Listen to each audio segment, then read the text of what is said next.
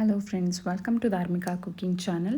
ಇವತ್ತಿನ ರೆಸಿಪಿ ಸಂಜೆ tea time ಸ್ನ್ಯಾಕ್ಸಿಗೆ ಅಂತ ಸ್ಪೆಷಲ್ ರೆಸಿಪಿ ಅಂತಲೇ ಹೇಳ್ಬೋದು. ಸೊ ಆಲೂ ಬಾಲ್ಸ್ ಹೇಗೆ ಮಾಡೋದು ಅಂತ ನೋಡೋಣ. ತುಂಬ ಈಸಿ ರೆಸಿಪಿ, ತುಂಬ ಬೇಗ ಮಾಡ್ಕೋಬಹುದು. ಸೊ ಮೊದಲಿಗೆ ನಾನು ಒಂದು ಬೌಲ್ಗೆ 1-2 ಪೀಸು ಬ್ರೆಡ್ಡನ್ನು ನೀರಿನಲ್ಲಿ ಅದ್ದಿ ಅದನ್ನು ನೀರೆಲ್ಲ ತೆಗೆದು ಆನಂತರ ಇಲ್ಲಿ ಹಾಕಿ ಸ್ವಲ್ಪ ಅದನ್ನು ಸ್ಮ್ಯಾಶ್ ಥರ ಮಾಡ್ಕೊತಾ ಇದ್ದೀನಿ.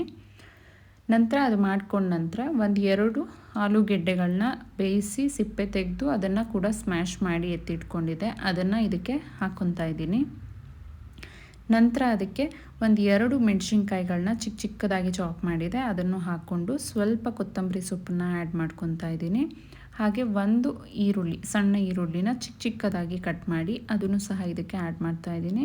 ಹಾಗೆ ಒಂದು ಅರ್ಧ ಟೀ ಸ್ಪೂನ್ ಆಗೋಷ್ಟು ಅಚ್ಚ ಪುಡಿ ಮತ್ತು ರುಚಿಗೆ ಎಷ್ಟು ಬೇಕಷ್ಟು ಉಪ್ಪು ಸೇರಿಸ್ಕೊಳ್ಳಿ.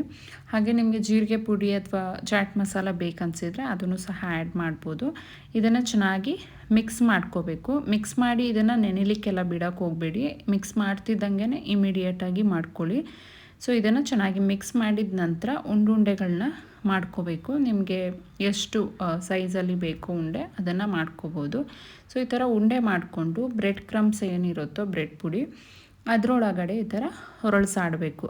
ಸೊ ಹೊರಳಿಸಾಡಿ ತುಂಬ ಹೊತ್ತು ಬಿಡೋಕ್ಕೆ ಹೋಗಬೇಡಿ. ಇಮಿಡಿಯೇಟ್ ಎಣ್ಣೆ ಕಾಯಲಿಕ್ಕೆ ಇಟ್ಕೊಂಡಿರಿ. ಆನಂತರ ಈ ಉಂಡೆಗಳನ್ನ ಮಾಡ್ಕೊಳ್ಳಿ. ಸೊ ಎಲ್ಲದನ್ನು ಇದೇ ರೀತಿ ಉಂಡೆ ಮಾಡಿ ಬ್ರೆಡ್ ಕ್ರಮ್ಸ್ ಒಳಗಡೆ ಹೊರಳಾಡಿಸಿ ನೆಕ್ಸ್ಟು ಕಾದಿರೋ ಅಂಥ ಎಣ್ಣೆ ಏನಿತ್ತೋ ಅದಕ್ಕೆ ನಾನಿಲ್ಲಿ ಒಂದೊಂದೇ ಉಂಡೆಗಳನ್ನ ಹಾಕ್ಕೊತಾ ಇದ್ದೀನಿ. ಸೊ ಒಳಗಡೆ ಆಲ್ರೆಡಿ ಆಲೂಗೆಡ್ಡೆ ಬೆಂದಿರೋ ಕಾರಣ ಮೇಲೆ ಸ್ವಲ್ಪ ಗೋಲ್ಡನ್ ಬ್ರೌನ್ ಆಗಿ ಕ್ರಿಸ್ಪ್ ಆಗೋವರೆಗೂ ಫ್ರೈ ಮಾಡಿಕೊಂಡ್ರೆ ಸಾಕು, ಒಂದು 3-4 ನಿಮಿಷದವರೆಗೂ. ಸೊ ಬ್ರೆಡ್ ಕ್ರಮ್ಸ್ ಆಗಿರೋದ್ರಿಂದ ಸ್ವಲ್ಪ ಬಿಟ್ಟೇ ಬಿಡುತ್ತೆ. ಸೊ ಹಾಗಾಗಿ ಅದ್ರ ಬಗ್ಗೆ ಟೆನ್ಷನ್ ಏನು ಬೇಡ. ಆರಾಮ್ಸೆ ಇದನ್ನು ಫ್ರೈ ಮಾಡಿಕೊಂಡು ಒಂದು 3-4 ನಿಮಿಷದವರೆಗೂ ಫ್ರೈ ಮಾಡಿಕೊಂಡು ಆನಂತರ ಗೋಲ್ಡನ್ ಬ್ರೌನ್ ಆದ ನಂತರ ಇದನ್ನು ತೆಗೆದಿಟ್ಕೊಬೇಕು. ಸೊ ಇವಾಗ ಇದು ಆಲ್ಮೋಸ್ಟ್ ಆಗಿದೆ, ಇದನ್ನು ತೆಗೆದಿಟ್ಕೊಂಬಿಡೋಣ. ಸೊ ಸಂಜೆ ಟೈಮ್ ಟೀ ಟೈಮ್ ಸ್ನ್ಯಾಕ್ಸಿಗೆ ತುಂಬಾ ಚೆನ್ನಾಗಿರುತ್ತೆ. ಮೇಲೆ ಕ್ರಂಚಿಯಾಗಿ ಒಳಗೆ ಸಾಫ್ಟಾಗಿ.